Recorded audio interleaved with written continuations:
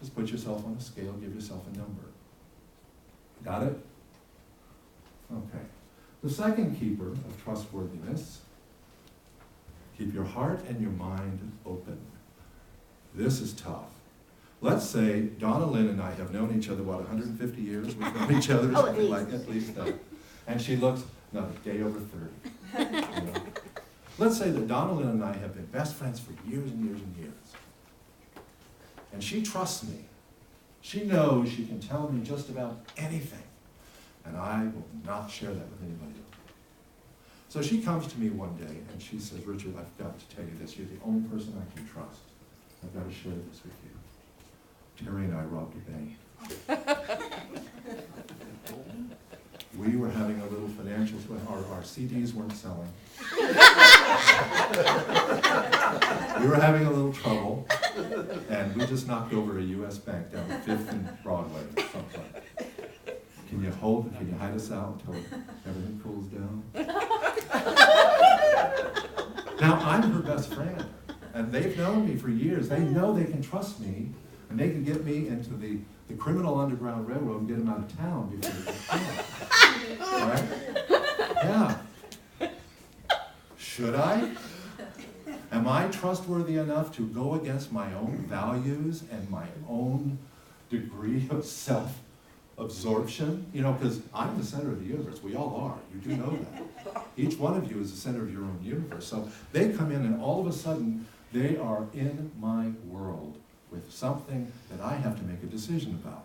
Do I help my friends who trusted me? So all of a sudden, I'm in a position of something going against my values.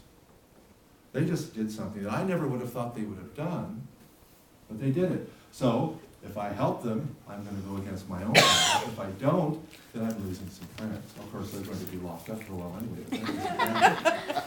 The point of this, sometimes when we are a trusting person, people will share stuff with us that go against the grain, go against our values, go against our outlook, as much as we love them. And they might be family members.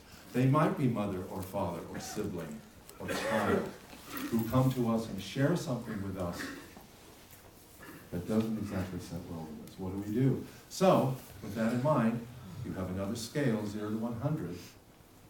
In allowing other people in your life to tell you things that go against your values or your judgments, how open-minded, how open-hearted are you? Find yourself a number in there. Is this making sense so far? You're getting this, aren't you? Yeah, I can tell just by the bobbing of the heads. Okay, the third keeper. Keep your mouth shut. This is probably the hardest one of all. Because you know, unless we're talking about somebody else, the conversation just isn't interesting enough.